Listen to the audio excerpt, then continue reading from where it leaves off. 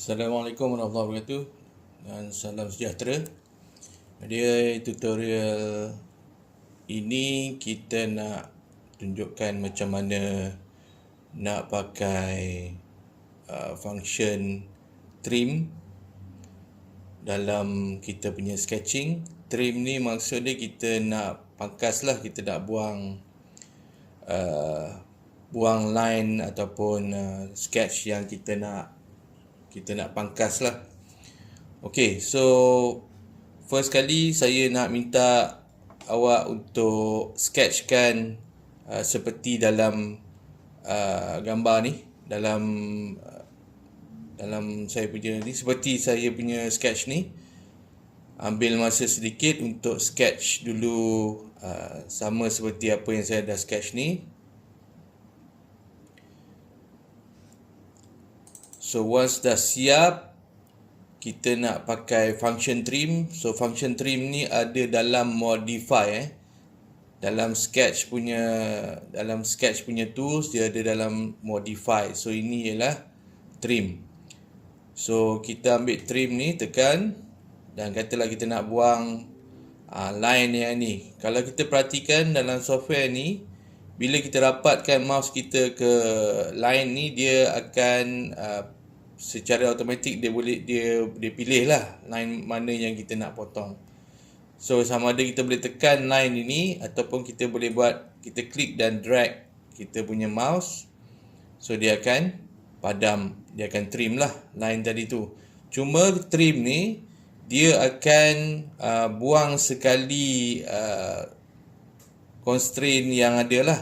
Kalau kita perasan tadi dia warna putih, dia maksud dia fully constrained, tapi once kita trim, dia buang sekali dengan constraint yang ada dengan line tadi yang kita potong tadi tu. Tapi jangan risau, nanti kita akan masukkan balik constraint yang diperlukan tadi tu. Okay, untuk yang tutorial yang ni, saya nak kita trim line di dalam bulatan ni dan juga line yang di bawah sini. So kita trim dua tu. Okay, first kali kita kena buang dulu dimension ni, 5 ni, dan kita trim. So dia tak fully constrained lah, dia ada dimension yang kita dah padam dan kita kena bagi balik dimension lah.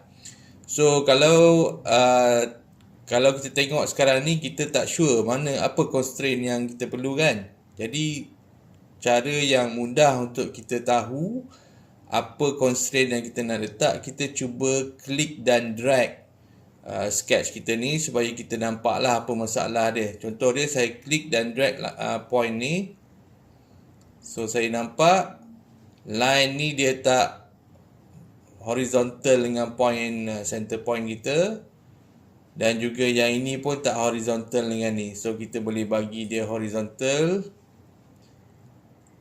line ni dengan kita pilih point ni dengan horizontal ni, point ni juga dengan horizontal ni.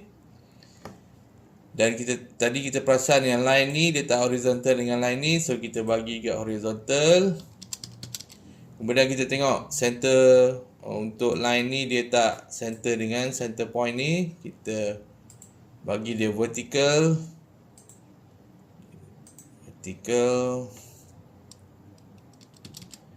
dan kita cuba tarik lagi. So center point bulat ni tak horizontal dengan line ni, so kita bagi horizontal.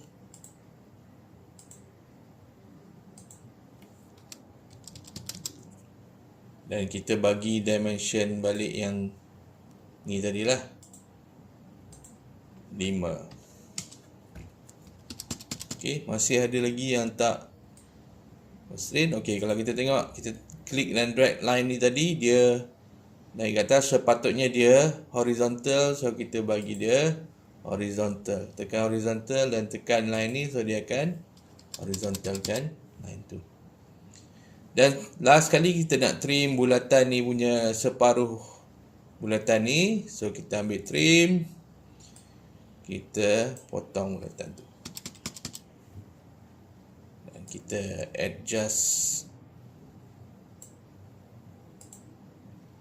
Okey. Sampailah kita punya sketch ni fully constrained. Ada dimension. Kita try tarik mana yang tak fully constrained lagi tu. Okay. So, lepas semua dah putih, kita tekan finish sketch. Dan itu macam mana kita pakai function trim tadi tu. Okay, sekian, terima kasih.